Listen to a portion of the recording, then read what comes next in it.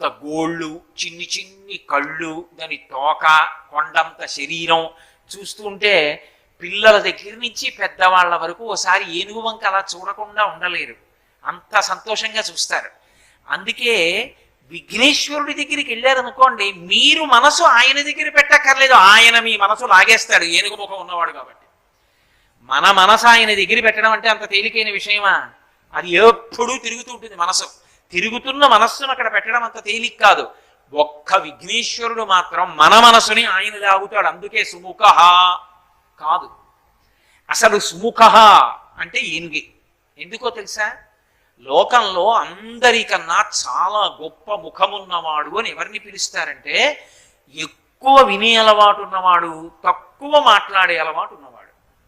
ఆయన ఎక్కువ వింటాడు, తక్కువ మాట్లాడతాడు. తక్కువ మాట్లాడడంలో కూడా ఏం చేస్తాడు